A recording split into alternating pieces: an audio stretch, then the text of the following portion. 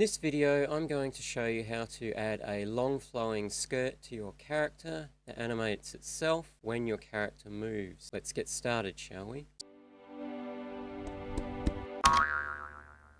So on screen we're in Cartoon Animator 5 here, and this is what I'm going to be aiming for. As you can see, I've got a dummy character here walking along, and we've got this long skirt that is being completely animated all by itself using spring bones. All I've done to animate this character is add a walk cycle. One good thing about this particular method is that you can apply this skirt to any character. It doesn't have to be part of your character's rig itself. It can all be added in as an accessory. So I'm going to show you how I put this together, and hopefully it'll give you a good base start for adding a long skirt or a long coat or anything along those lines to your own characters. So you can see here, once I stop the animation, everything goes rigid on the skirt and it's very rectangular sort of parts here. But as soon as I start it up again, all the spring bones go into effect and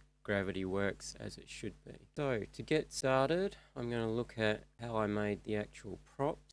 This is Inkscape that we're in here, and I just wanted to, before I get into the weeds of this, if you're making props or characters in Inkscape, make sure your document properties are set up as I have them here, because if you use the default document setup, I found that once you start importing your SVG files into Cartoon Animator, they end up being really tiny. So you want to set up your document so that the units are in pixels, and you've got a width of around 2400 by a height of 3100, which is the same height as Cartoon Animator's standard template documents, and the scale is set to 1, and that'll pretty much ensure that anything that you bring in to Cartoon Animator imports at a decent size. So that out of the way, I'm going to shut the document properties down, and we're going to take a closer look at this. What I've done here is taken a screenshot of my character and just brought it into the document, and all of these dots and bones I took out, copied out from a template file, so I'd know roughly that this screenshot of my character is about the same size as the actual template characters. So I use that for scale. They're not necessary for making props. Turn those off now. I'll zoom in a bit on character so that we can see how it's made up. If you look at the layers here, I've got 4 sections. Turn everything off. Start with, we've got a hip section, and this kind of helps sell the whole effect if you have this section going around here, because it moves with the hips and you get the sort of rocking backwards and forwards of the waist. If you look at on my character over here, when it's walking, see the hip there going backwards and forward, and it really adds to the effect of this skirt being made of soft material. Then we've got the skirt back. That actually sits behind the character. This would actually go behind this in Cartoon Animator, but just a back rectangular shape, or if I turn the hips off, it's not quite rectangular, curved at the top, and you'll notice that all of these pieces have got a black outline. And if I just show you how I did that, essentially I've doubled up the pieces and made the black outline show where I want it to. So I'll undo that. That was the same with the pelvis. We quickly take a look at that. 2 pieces. The black outline is just doubled up of the same shape and sort of adjusted so that the black line shows where I want it to. We've got that. We've got the back, and then we've got the left leg up the front here, and you can see that's got the rounded top. This piece is exactly the same width and height as the piece goes down the back. And then we've got the right leg. Now this piece in Cartoon Animator will sit behind this leg but in front of the back leg. And again, it's got the curved top, it's got a line, the black line down one side. And all I did once I had all these pieces is to export them from Inkscape separately. So to do that, you just select whatever piece you're going to export, and go export, export selection, and you make sure this checkbox here is on, export selected only, and make sure you're exporting as an SVG file, and select your folder where you're going to export to. As you can see, I've got all my 4 pieces saved out here. So I'm not going to go through that. You've seen how it's constructed in Inkscape. Once you've made all the pieces, you export them separately because you're going to bring them into Cartoon Animator as prop. So let's get out of Inkscape. Now back in Cartoon Animator, I'll actually do a demonstration with how I put this together. Once you have your props, drag each one in. So starting with the hips, you drag the prop in like so and import it as a prop. And this one, you'll just bring it in, literally import it and then save it out to your custom file. I've saved it out as a hip. I went out of the composer, added it to my character. So what I'll do is I'll put an actor on the stage, template, pack, free resource, go into the free actors, and we'll get one of these humans from the G3 360 humans, dummy for 3D models, and the one that I've used is the dummy 2 front side actor, so we just bring that in. I just did that, and just put that back one, and then I positioned it on the character and took my thumbnails like that. But this is not how you add it to the character just yet. They're not ready to be added. You just want to bring them in and save each one out as a prop. So the next one you would bring in is, say, the skirt back, the prop. Now this particular one, you want the pivot point to be up here on the actual prop, and the pivot point at the moment is where the world axis is, which is this red and blue cross that you can see here. But I want to shift that, and the way you do that is open up the sprite editor, and you'll see now this has now got a green box around it, and all we have to do is bring this down so that the pivot point is around about at the center of this circle here, and that's good to go. Now I'm just going to move that up. Next thing you're going to do is add some bones to this. So open up the bone menu and we go add bone. We're just going to start exactly on the root bone here. Click once and bring a bone out to the side. Then we're going to do bones all the way down the side here, but we're going to do large bones for the top half and then smaller bones for the bottom half. Go 3 at the top, so 1, 2, 3. These don't have to be exact. We're going to be able to adjust these afterwards. And we're going to do 6 bones down here. So 1, 2, 3, 4, 5, 6, and hit the escape key. Now we're going to adjust some of these bones. So if we want to move bones without affecting the ones below it, we hold down the E key. At this point, not so much of a problem. I just want to get that at about the halfway point. Now hold down the E key, try and get these bones roughly the same length.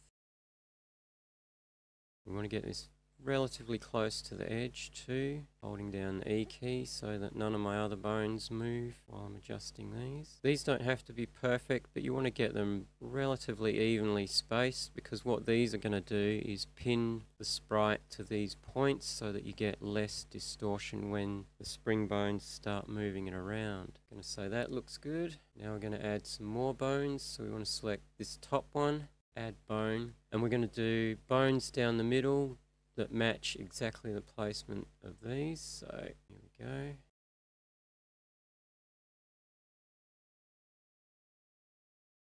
Done. Then we go escape, and if you want to, you can adjust those a little bit. It's not critical. And now we're going to do the same again on this side, only we're just going to mirror these bones over here. So if I select that one and then hit the mirror button in the bone editor and just leave that all as is and keep horizontal. Okay, now I've got bones down the other side, and if it goes a little bit too far over, you can just move that in a bit just to make sure it's on the sprite. Now before we get out of the bone editor, we have to adjust the wireframe. So we want to show the wireframe. You can see what the default is here, but that's not going to work for us. We want to up the density all the way, and we want to get rid of the expansion and the alignment all the way down. And this really does affect the distortion on how these bones distort. I'll demonstrate how that affects it. in a minute once we've added the spring bones, but for now, just remember this is the setting you want. You want the density all the way to 9, and the other two you want all the way to 0. Now we're going to add spring bones. Open up the spring editor, and we're going to add a group 0, and I'm going to double click on that to rename it, and I'm just going to call it skirt. Now with skirt selected, we're going to hit the preset for weighted,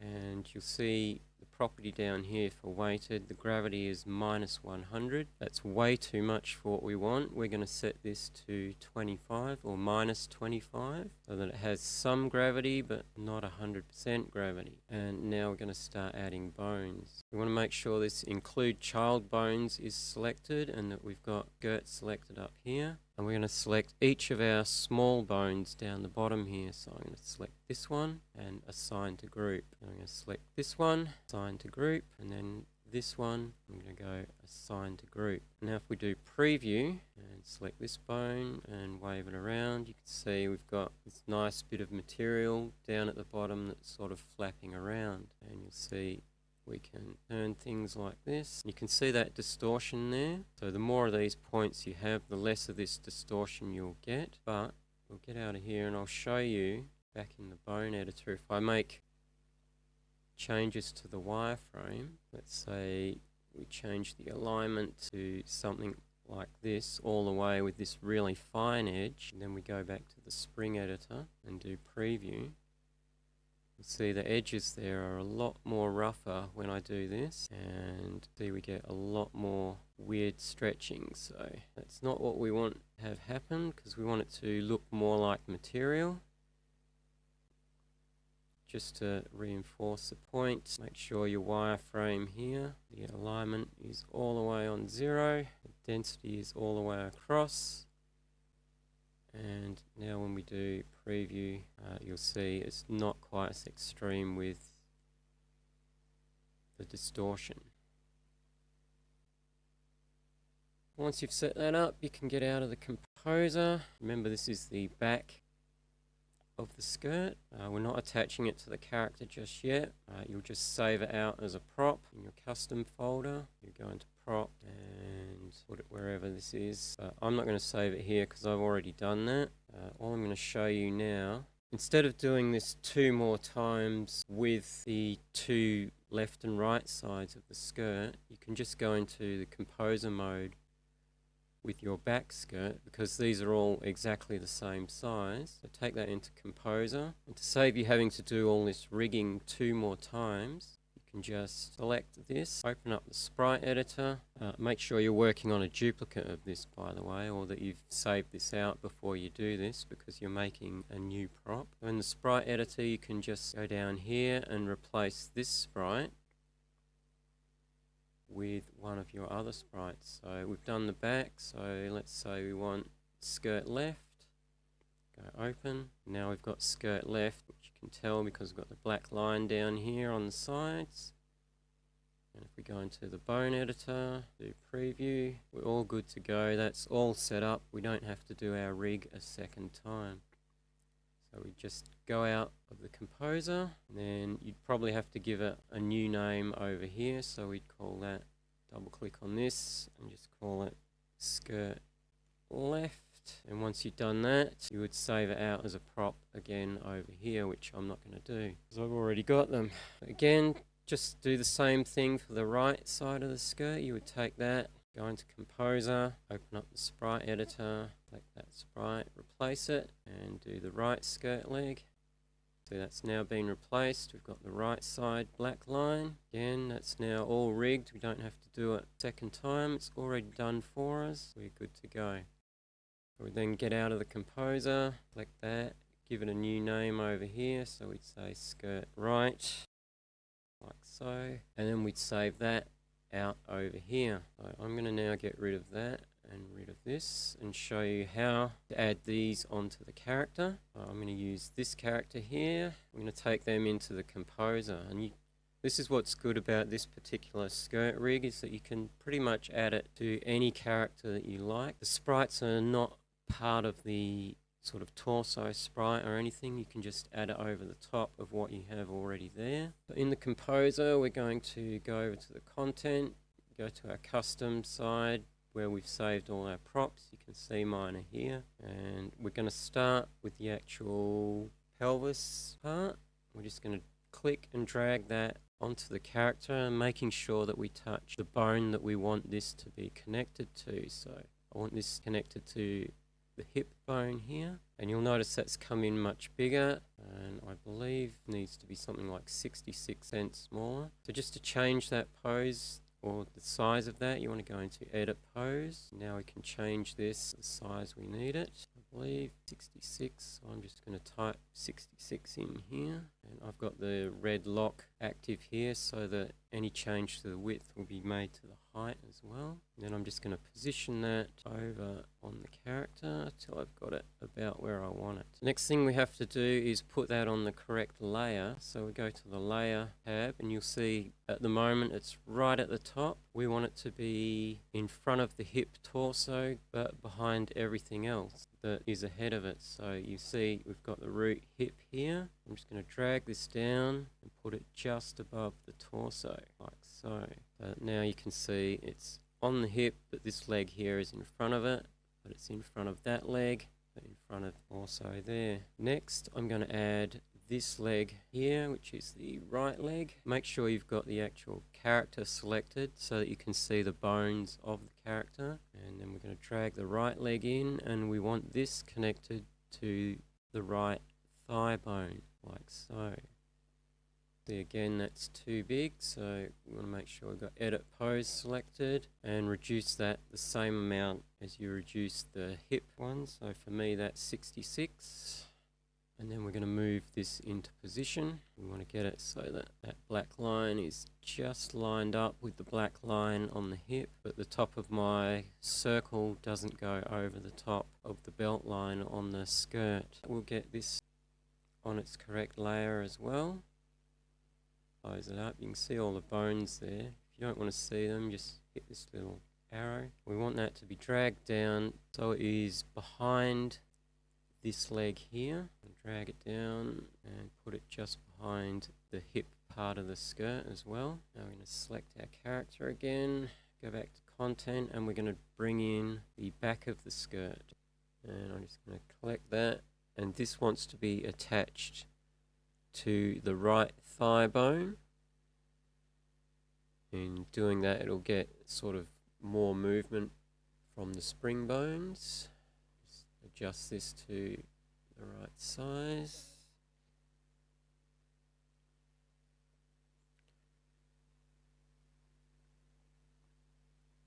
And I'm going to line this up with the bottom of the right side of the skirt and just inside the back of the hip part of the skirt, so that it doesn't quite go past this edge here.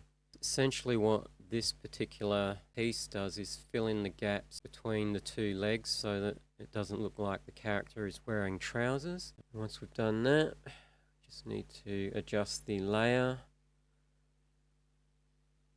and this part of the skirt wants to go right behind the hip and at the very back. So we'll just drag it down. We pretty much want to be behind everything, so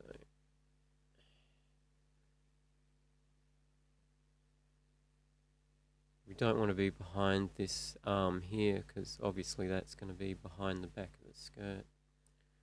So there we are, that's that in position. And now we've just got the front leg to add in. That's our left leg here. And this one wants to attach to the other thigh. Make sure edit pose is on. 66. Then we're just going to line that up so that the bottom is in line with the bottom of the skirt and the side matches up with my line around the side. Then we're going to adjust the layer on that one. And we want that to be behind this arm here, but in front of everything else. So drag that down to there, and that is the skirt good to go. So if we just do a quick preview moving these bones around so you can see how the skirt is attached. So I'm just going to press the preview button, And you'll see if I move the right thigh here, both the right leg and the back of the skirt are attached to that. You'll see if I move the shank, it's not attached to anything. Comes out here and you can see the difference between the back and the right part of the skirt. And then over on the other side we've got the left thigh, and the left part of the skirt is attached to the upper thigh, but the bottom isn't attached to anything. So that's what you should have if everything is set up correctly. Get out of preview, get out of composer now, and you see that's what the skirt looks like without any motions applied to it. And all we're going to do now is apply our walk motion. Going to go into template, go into the free resources and go to this animation here, and I'm going to look for walk functions, and the one that I use is the female walk on the side. That's this one here. I'm just going to select this character, make sure we're at the start, and double click. And there you go, that's the skirt all rigged up, and if I press play and let it loop, that's pretty much how you set up a skirt. And just before we finish up, I thought I'd show this character using a standing move, just to show that the skirt won't be rigid like this in other motions, that the spring bones and gravity effect will work when the character is just standing idle as well. So what we'll do is I'll just bring out my motion here, select this character, open up the timeline, and maybe bring this to the end of the timeline here. And I'll look for an idle motion that I can add to the character. I think we'll try this, see what this one looks like, because it does have that little extra bit of movement, so I'll add that.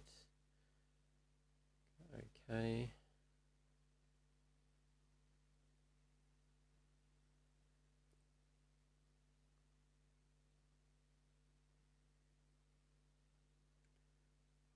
See there, the skirt is still sort of drooping to the ground as the character is moving.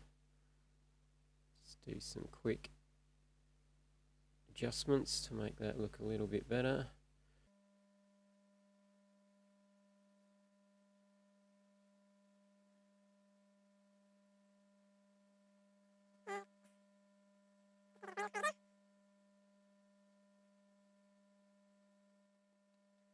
I'll just get rid of this character here and play this on a loop so that you can see what it looks like.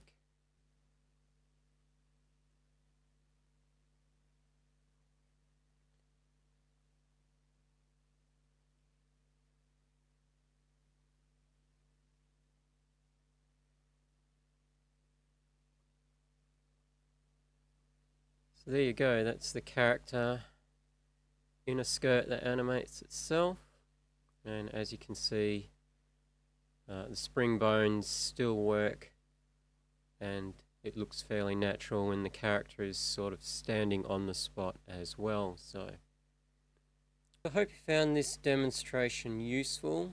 As you saw, it's not a perfect solution for creating a long skirt, but I feel it's a good base to start from, getting a long skirt that you don't have to keyframe every single movement of it yourself. And just generally for having a character walk along, I think it's pretty good. Obviously it doesn't translate so well if you want to have the character running with big strides, but I can't actually imagine a character wearing a long skirt being able to run with big strides anyway. But you could also use the principles that I've shown here for long coats and sort of other sort of lengthy items that are affected by the legs when the character moves around. So again, I hope you found that useful, and I'll see you in the next video. Bye for now.